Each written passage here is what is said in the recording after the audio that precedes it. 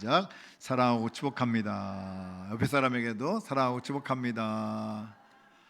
우리 4층 사랑하고 축복합니다. 하나님의 사랑과 은혜가 함께 하시길 바랍니다. 예수님 사셨는데 여러분 살았어요? 아직 무덤에 있어요? 우리 주님과 함께 다시 살아난 줄로 믿습니다. 아무튼 믿으셔야 돼요. 믿을 수밖에 없죠. 예수님 사셨으니까. 오늘 말씀은 우리가 잘 아는 것처럼 헌금에 대한 이야기인데, 주로 이야기는 이제 헌금함에 누가 많이 넣냐 이렇게 얘기가 시작됩니다.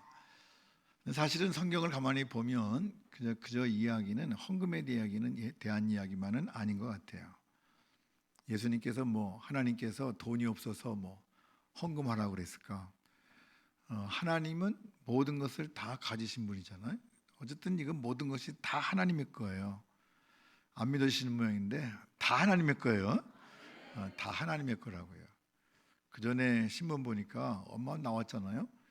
저 멀리 우주에 지구보다 더 큰 다이아몬드가 있대. 놀래지도 않지, 그죠? 우리 임에는 다이아 하나 가지고도 이게 몇 캐럿이냐 따지고 그냥 그거 하나 끼고 나면 그냥 여기다 끼고 맨날 이러고 다니는데, 근데 우리 지구보다도 큰 다이아몬드, 그냥 별 하나가 그냥 완전히 다이아몬드로 된 별이 있다니까요. 하나님이 얼마나 부자인 거 알겠죠, 그죠? 우리 지구보다 큰 다이아몬드를 쪼개면 몇 캐럿 나올라나, 몇 개나 나올 것 같아요. 엄청난 부자시라고. 근데 예수님께서 말씀하시는 거는 그저 두 랩돈 한 고드란트를 넣는데 더 많이 넣었다, 헌금 많이 했다, 저 사람들이 적게 했다, 이런 얘기는 아닌 것 같아요. 그럼 무슨 말씀이실까? 그 말씀은 오늘 이야기와 이렇게 연결되는 이야기인데, 예수님께서 전에 이제 우리가 잘 아는 것처럼 바리새인과 헤롯 땅이 어떤 예수님께 나와서 질문했죠. 그 질문 내용이 뭐냐면 가이사에게 세금을 바쳐야 됩니까? 말아야 됩니까? 그런 얘기였어요. 세금에 대한 얘기죠. 그 예수님께서 뭐라고 말씀하시냐면, 우리는 꼭 가이사의 것은 가이사에게만 기억하는데 거기는 안 해도 돼요.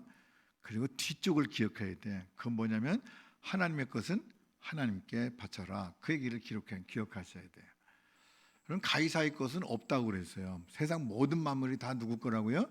하나님의 거예요. 그러니까 하나님의 것을 하나님께 바치는 것은 마땅한 거죠. 그래서 세금 바쳐야 되냐 말아야 되냐, 그 논쟁 가운데 바리새인과 헤롯 땅이 정치적인 이유로 예수님을 책잡으려고 했지만 그것도 실패했고요.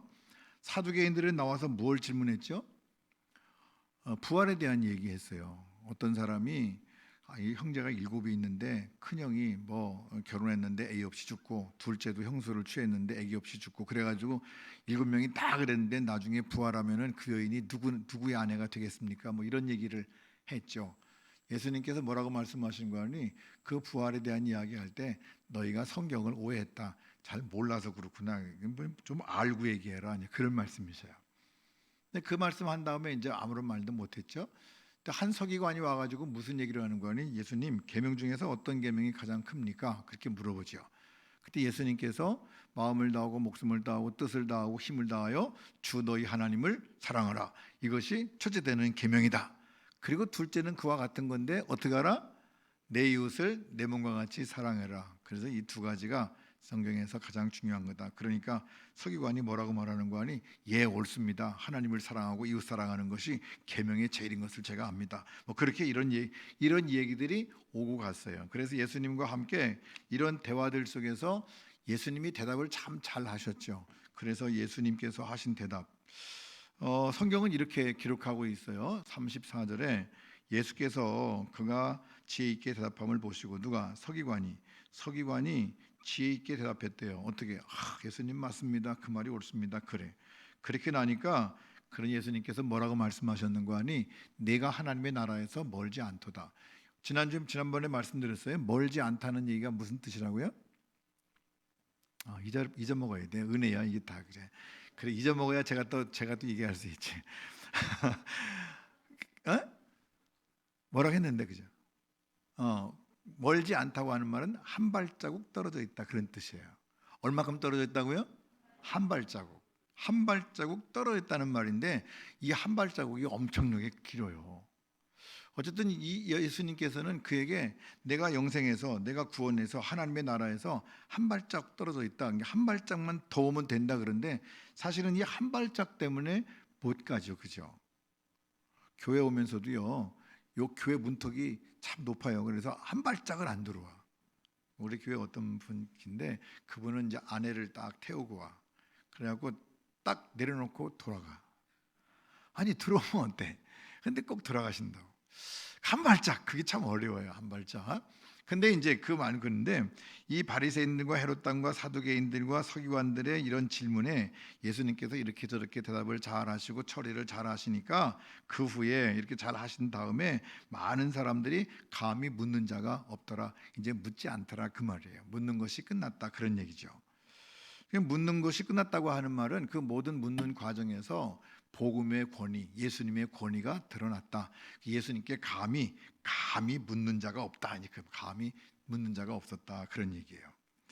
근데 예수님께서 감히 묻는 자가 없으니까 다 사람 물어보고 나니까 이제는 예수님이 반격할 차례가 됐어요. 그죠? 이제 막 물어보다가 이제 감히 묻는 사람이 없으니까 그래? 이제는 묻는 사람이 없지. 이제 내가 물어볼게. 그리고 이제 예수님께서 물어보시는 거예요. 뭐라고 물어보시는 거니? 어찌하여 서기관들이 그리스도를 다윗의 자손이라 하느냐? 아브라함과 이삭과 야곱의 다윗, 아브라함과 이삭과 야곱 쭉 내려오면서 그 다음에 다윗의 자손으로 예수님이 오시는데 왜 서기관들이 율법을 연구하는 성경을 연구하는 사람들이 연구해봤더니 예수님이 다윗의 자손이라고 그랬는데 왜 그리스도를 다윗의 자손이라고 부르냐? 그 말. 예수님께서 질문을 시작하셨어요. 어려운 질문이에요. 사실은 이게 진짜 질문이죠. 뭐 부활 논쟁이나 또 그렇지만 세금 논쟁은 별거 아니에요. 예수님께서 말씀하시는 거는 이제 본질적인 그리스도에 대한 문제요. 그리스도에 대해서 물어보시는. 이제는 내가 말을 시작해야 되겠다. 그리고 말씀을 시작하셔요. 그것이 뭐냐면 다윗의 자손, 그리스도를 다윗의 자손이라고 얘기하는 걸 말하죠. 다윗의 자손이라고 하는 말은 유대에서 여러 가지 뜻이에요. 주님, 하나님의 아들, 인자, 메시아 등등 여러 가지 뜻을 가지고 있고 오히려 마태복음에서는 10번이나 사용하고 있고 그리고 유대인들이 이 말은 친숙한 용어로 가지고 있어요. 그래서 다윗의 자손이라고 하는 말은 거의 다 알아요. 많은 사람들이. 심지어는 누구도 아는 거니 거지도 알아요. 그렇잖아요. 어느 동네 안 못 보는 맹인이 앉아서 구걸하다가 막 시끌시끌하니까 이거 무슨 소리예요? 그럼 예수님 지나가신다. 그러니까 그 앉은 뱅이 그 거지가 탁 일어나면서 뭐라고 외친다고요? 다윗 자손이요. 그러니까 다윗 자손을 기다리는 그 다윗 자손은 누구도 아는 거 아니 지나가는 거지도 알아. 이게 무슨 얘기냐면 모두 다 아는 거예요. 모든 이스라엘 사람들은 다윗 자손 그러면 그게 누군지 다 알아. 다 아는 거예요. 참 쉬운 거예요. 그럼에도 불구하고 예수님께서 물어봐요. 왜 그럴까? 왜 서기관들이 그리스도를 다윗의 자손이라고 말하느냐? 그런 거죠. 유대인들은 이 다윗의 자손이라고 하는 말을 자기들이 알면서 여러 가지로 뜻을 해석했겠지만 첫 번째로는 그리스도가 유대인의 핏줄에서 온다. 이것을 명확히 알게 하는 하나의 표일 수도 있어요. 왜 그래요? 그 사람들에게는 선민 사상이 있어요. 우리가 최고야. 그런 거죠. 늘 말씀드리지만 유대인들은 세상의 사람을 두 종류로 나눠요. 두 종류로 나눈다고 그랬어요. 뭐와? 유대인과 이방인. 그 사람들은 뭐 검으냐, 뭐 노라냐, 뭐 그런 얘기 안 해. 아무튼 어느 나라 사람이나 얘기 안 하고 그 사람들은 유대인은 단지 모든 세상 사람들은 둘 중에 하나인데 유대인이냐, 이방인이냐 둘 중에 하나는 하는 거예요. 그러니까 자기들이 그리스도가 유대인의 핏줄이야. 그건 우리야, 우리 거야 그런 거죠. 그리스도는 우리 거야, 소유욕이에요. 또 강력한 왕권을 가진 이미지 다윗이라고 하는 것을 배경하면서 다윗 시대를 그리워하죠. 시온이즘. 그래서 왕권을 가진 그런 이미지와 부합하니까 다윗의 자손 그러면은 그런 거죠. 우리 조상이야. 또 그리고 왕권을 가지고 있어. 이건 굉장한 거야. 언젠가는 이스라엘이 회복될 거야. 뭐 이런 거를 얘기하는 거예요. 예수님께서 그런데 그럼에도 불구하고 왜 그렇게 말하냐? 그리고 물어보세요. 왜 그럴까? 그런 거죠. 이 얘기는 뭐냐면 기존에 너희가 생각하는 것이 지금 뭔가 다 틀렸다 그런 거예요. 기존 생각을 뒤엎으시는 질문이에요. 너희들이 말하는 것이 좀 문제가 있지 않냐? 왜 그러니? 왜 그렇게 부르는데? 너희들이 다 아는 거야. 거지도 알아. 근데 그렇게 부르는 이유가 뭔데? 그런 거죠. 저와 여러분이 예수님을 부르는 이유가 뭐냐? 그 똑같은 거예요. 많은 사람들이 교회 와서 예수님 부르는데 그 예수님을 왜 부르냐? 그런 거죠. 너희가 예수님 왜 부르는데 도대체 뭔데 예수가? 그런 거죠. 예수님을 부르는 가운데 시편 가운데는 다윗의 시가 여호와께서 하나님께서 내 주에게, 주님이라고 하는 말인데 여호와께서 내 주에게 그랬어요. 이건 다윗이 쓴 지니까 다윗이 하나님께 내 주, 이거는 예수님 말이에요. 예수님 메시아. 다윗이 여호와께 내 주에게 말씀하시기를, 그럼 하나님께서 예수님께 말씀하시기를 내가 내 원수들로 내 발판이 되게 하기까지 너는 내 오른쪽에 앉아 있으라 하셨도다. 그래서 예수님이 어느 쪽에, 하나님의 우편에 오른쪽에 앉아 계시는 걸 얘기해요. 이건 다윗이 직접 노래한 거예요. 다윗이 성령 충만해서 메시아에 대해서 노래하기를 내 주라고 그랬다는 거예요. 그러니까 예수님께서 이 말씀을 들으시면서 뭐라고 말씀하시는 거 아니? 야, 다윗이 그리스도를 주라고 했는데 어떻게 그의 자손이 되겠느냐? 너희가 부르는 다윗의 자손 예수여 그러는데 그 예수가 다윗 자손이냐? 아니, 다윗이 어떻게 자기 후손에게 주님이라고 부를 수 있냐? 다시 말하면 손자에게 주님 그럴 수 있냐? 그게 무슨 뜻이냐? 그런 거예요. 왜 그랬을까? 그런 거죠. 그럼 왜 그랬을 것 같아요?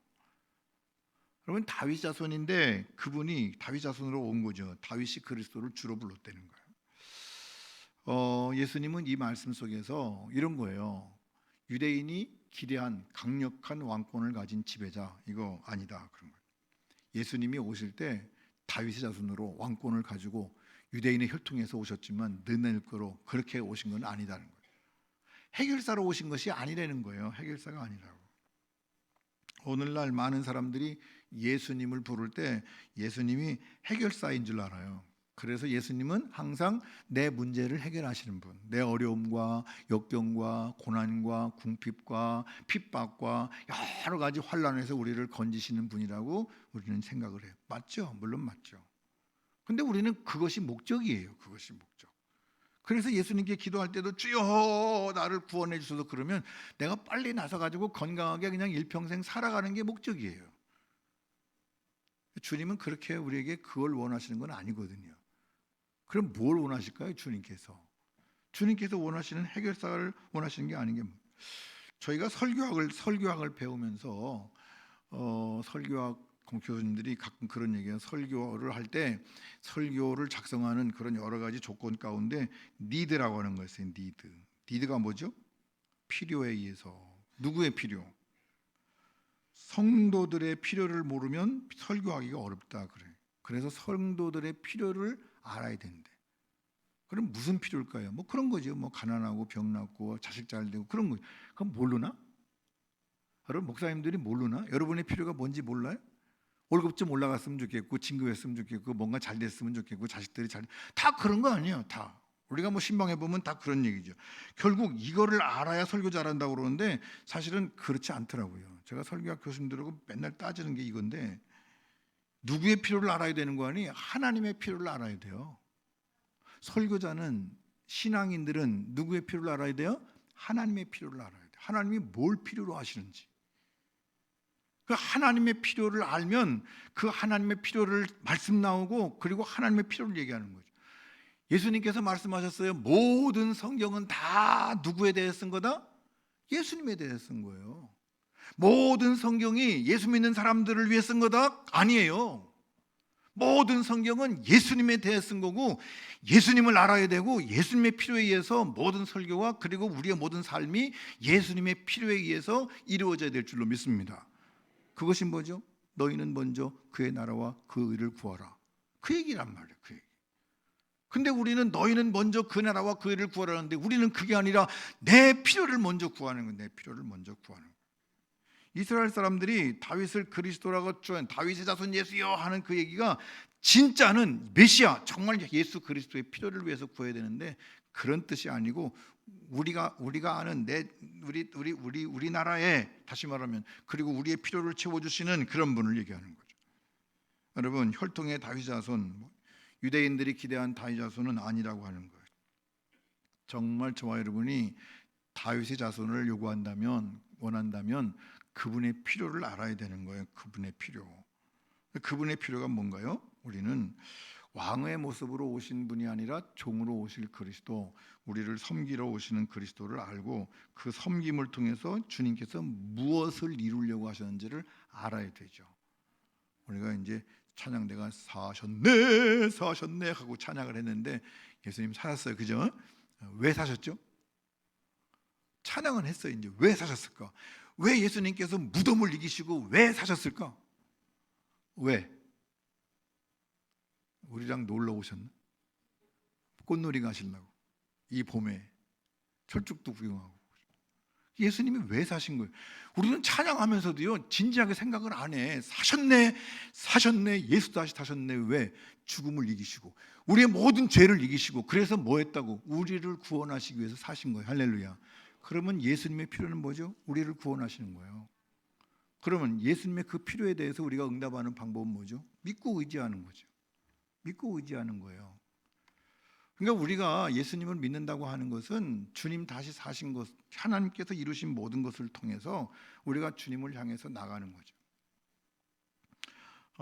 많은 사람 오늘 말씀 가운데 보니까 헌금하기 전에 이런 말씀이 기록해 있어요. 모든 사람들이 예수님과의 대화를 이렇게 하는 걸 보고 나서 참 신났어요. 그래서 많은 사람들이 즐겁게 들었대요. 즐겁게 듣더라. 참 중요한 얘기예요. 아무튼 저와 여러분이 설교 말씀을 들을 때, 성경 말씀 들을 때 즐겁게 들으시기를 바랍니다. 즐겁게 듣는다고 하는 말이 여러 의미 있지만 우리는 즐겁게 듣는 말이 되게 이런 뜻이에요. 좋다는 말만 해주세요, 그런 얘기야. 그래 안 그래? 설교는 좋은 얘기만 듣고 싶은 거예요. 좋은 얘기. 무슨 얘기예요? 그러니까 설교 들으면서 끄떡끄떡 나도 그렇게 생각해. 우리 목사님 말이 맞아. 이런 얘기 듣고 싶어 하잖아요. 좀 나하고 생각이 안 맞으면 뭐라고 그래? 우리 목사님 뭔가 잘못 생각하는 것 같아. 그런 얘기는 안 들었으면 좋겠어. 그런 거죠. 근데 성경은 그렇지 않아요. 성경은 우리가 듣고 싶은 얘기만 듣는 게, 나도 그렇게 생각하는 게 아니라 나는 그 생각 안 하는데도 성경은 하라고 그래. 내 원수를 사랑해라. 그를 위해서 기도해라. 누가 내 오른뺨을 떼거든 왼편까지 돌려대라. 난 못하겠다라고 솔직히. 여러분 할 것 같아? 저는요 목사지만요, 제가 저를 오른뺨을 딱 때리면 그래 왼쪽까지 돌려대면 여기도 때려달라고 내가 못할 것 같아. 주님은 하라는 거예요. 그렇게. 물론 상황에 대해서 여러 가지 있지만 극단적으로는 그렇게까지 하라는 건데 참 그게 어렵다고. 그게 그런 말 할 때마다 그건 주님 말씀이지만 나는 그렇게 안 됩니다. 그러잖아요. 또 우리가 가끔 그렇게 어떤 설교를 들으면 속이 뻥 뚫릴 정도로 시원해져. 그래서 많은 어떤 분들이 그래, 목사님 오늘 설교는 저한테 하신 말씀이었습니다.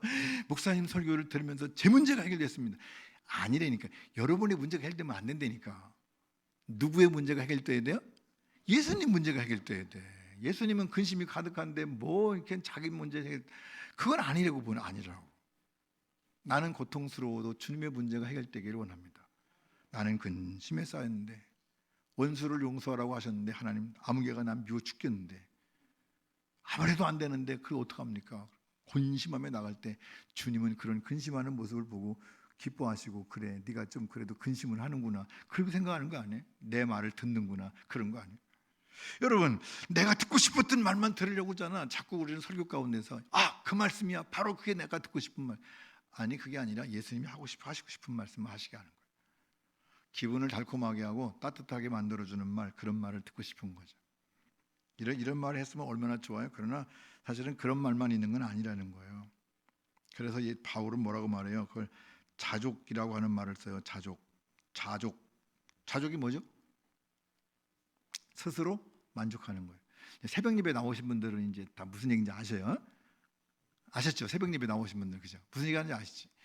자족이라고 하는 말은 스스로 만족하는데, 스스로 만족할 수 있을까 없을까? 근데 왜 바울은 자족한다고 그랬을까? 바울은 내가 자족한다, 자족하기를 배웠다고 그랬는데 어떻게 배웠다고 그랬을까? 바울이 배운 건 뭐죠? 바울은 자족할 걸 배웠어요. 자족이라고 하는 말, 헬라어 원어의 뜻은, 우리는 우리말로는 자족이라고 그냥 간단하게 생겼지만 이런 거예요. 하나님이 하시는 일은 무조건 다 맞다. 이게 자족이야. 하나님이 하시는 일은 무조건 다 맞다. 다 맞다. 그게 그리고 내가 그걸 온전히 수용한다. 하나님이 하시는 일을 내가 온전히 수용한다는 게 자족이에요. 근데 바울은 그걸 배웠대. 누구한테 배웠을 것 같아요? 내게 능력 주시는 자 안에서 내가 모든 것을 할 수 있느니라. 할렐루야. 그래서 바울은 배웠대요. 그래서 바울이 말하는 그 배웠다고 하는 말이 여러 가지 의미지만 헬라어로는 두 가지 다른 의미를 썼어요. 그건 뭐냐면 배웠다고 하는 말, 바울이 진짜 내가 배웠는데 내가 배웠다 그럴 때 그 마지막 배웠다고 하는 말은 전수받았다 그런 뜻이에요. 무슨 기술을 전수받는 거 있죠. 그 사람에게 그걸 똑같이 전수받는 거예요. 그대로 받는 거죠. 그래서 할 수 있는 거죠. 그 자족이에요. 그건 뭐냐면 그거는 언제나 맞다. 주님이 하시는 것은 언제나 맞다 그런 거예요. 예를 들면 바울과 실라가 옥에 갇혔어요. 뭐 하다 갇혔죠? 빵 훔쳐가지고, 그죠? 그 장발장처럼 빵 훔쳐가지고 갇혔나요? 아니에요. 바울과 실라는 복음 전하다가 감옥에 갇혔어요. 그것도 그냥 갇힌 게 아니라 두 발과 두 손을 착고에 채워가지고 꽁꽁 묶여서 아무것도 못하고 그리고 앉아서 그냥 있는 착고에 채워가지고 있는 그런 신세가 됐죠. 복음 전하다가. 그러면 우리 같으면 어떻게 해요? 하나님, 이럴 수가 있습니까? 내가 복음 전하려고 고고생활을 했는데 이렇게 묶여가지고 감옥에 갇혀가지고 이 꼴이 내가 이게 뭡니까? 이게 하나님 살아계십니까? 막 그럴 수 있죠. 근데 바울과 실라는 한마디도 그런 거 없어요. 그리고 그렇게 묶인 채로 찬송했대요. 할렐루야. 그 묶인 채로 옥에서 찬송했다고 하는 말은 하나님, 이건 뭔지 모르지만 이 상황도 하나님께서 주신 것으로 믿고 내가 받아들입니다. 온전히 수용합니다. 만족합니다. 그리고 주님을 찬송하는 거예요. 할렐루야. 찬송했더니 근데 갑자기 밤에 호련이 다 풀어지는 거예요. 그리고 풀어지고 열려지고 깨어지고 간수가 와서 보니까 다 도망간 줄 알았어요. 그래서 야, 안 되겠다. 내가 다 도망갔는데 죽게 생겼구나. 아예 자살하자. 그리고 자결하려고 그러는데 바울이 뭐라고 그래? 여보시오, 죽지 마시오. 우리 그냥 있어. 그 와가지고 보니까 그냥 있거든. 너무 무서우니까 간수가 내가 어떻게 하면 구원 받겠습니까? 그러니까 주 예수를 믿으면 너와 내 집이 구원을 얻으리라. 할렐루야. 그래서 그 집이 몽땅 다 믿었다는 거 아니에요? 할렐루야. 그러면 옥에 갇힌 것을 통해서 그런 역사가 나타났으면 옥에 갇힌 거는 내 형편이지만 내가 그거를 자족하고 할렐루야로 받아들이고 주님을 찬송할 때 나머지 일들은 주님께서 하실 줄로 믿습니다. 그러면 누구 필요를 채운 거예요? 주님 필요를 채우시는 거예요. 어떤 때는 주님이 주님의 필요를 채우시기 위해서 우리를 엉뚱한 곳에 보내실 수 있어요. 감옥에 가게 하시고요. 정말 어려운 처지에 그렇게 하지만 안 될 만한 처지에 보내실 수 있다고요. 어떤 목사님 엊그제 읽기 쓰면서 들은 얘기예요. 어떤 목사님이 지금 미국에 가서 산대요. 목회하나 안 하나 모르지만 뭐 돈 벌고 미국에서 한국에 안 돌아온다고 그러는데 지금도 목회를 하는지 모르겠다고 하더라고. 근데 왜 그러냐 했더니 교회 개척하고 조그만 교회에서 목회하는데 차를 운전하고 가다가 이제 이렇게 집에서 나가다가 뭐 볼 일이 있어 뒤로 빽 빠고 하는데 2살짜리 아이, 자기 아이가 치였대. 그래서 죽었어 얘가. 그러니까 목사님이 막 억울한 거야. 내가 목회하는데 하나님의 일을 하는데 내가 여기서 어떻게 목회를 하겠냐고. 그리고 목회 집어치고 미국 갔대요. 그리고 산대. 모르겠어요. 목회하는지 안 하는지. 여러분 어떻게 생각해요? 그런 상황 속에 어떻게 해야 돼? 목회를 그만둬야지 뭐, 그죠? 그리고 하나님 원망하고 사는 거지 뭐. 근데 어떤 분은 그런 상황 속에서 다시 일어나는 분이 있어요. 왜?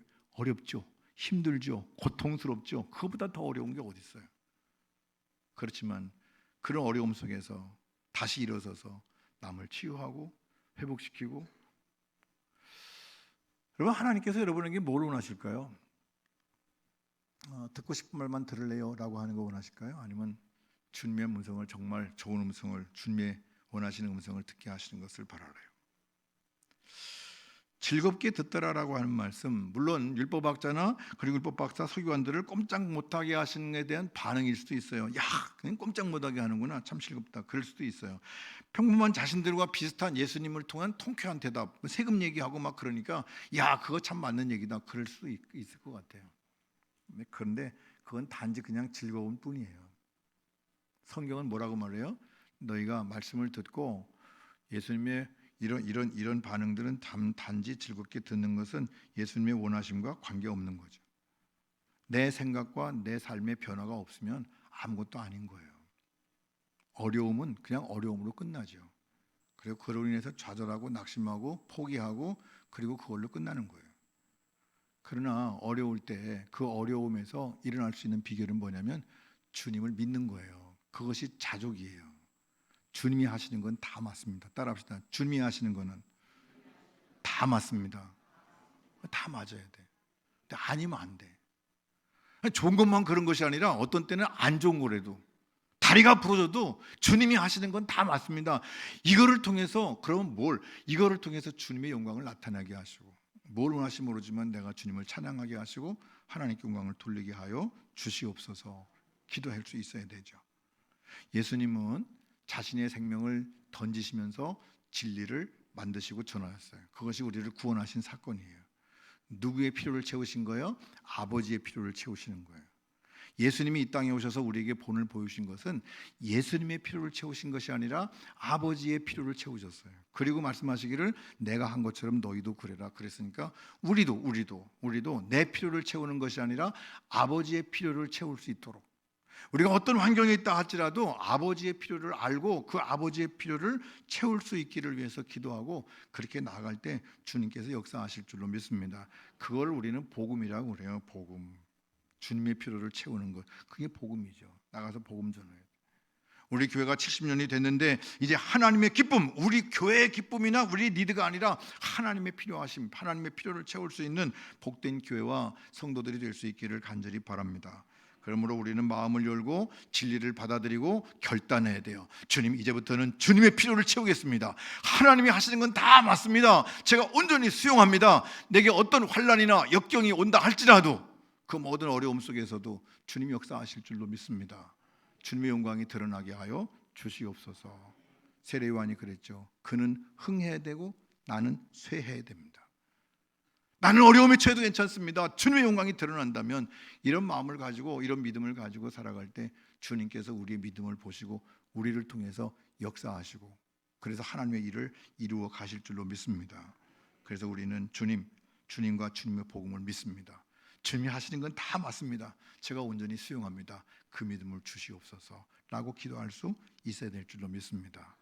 이 이야기와 헌금 이야기가 이어질 텐데 기대하시라. 개봉박두 다음 주에 나머지 2편 시작하겠습니다. 기도하겠습니다. 사랑과 은혜가 풍성하신 아버지 하나님, 은혜를 진심으로 감사를 드립니다. 오늘 저희들이 주님의 음성을 듣습니다. 주님의 필요를 채울 수 있는 어떤 환경 속에서도 어떤 역경이나 어려움이 있다 할지라도 모든 것 주님께서 하시는 것은 다 옳습니다. 제가 온전히 수용합니다. 자족하는 마음을 가지고 그 마음을 배우고 그리고 주님께 우리의 믿음을 고백하며 주님의 사랑을 나타내는 복된 성도들이 다 될 수 있도록 도와주시옵소서. 예수님의 이름으로 기도하옵나이다. 아멘.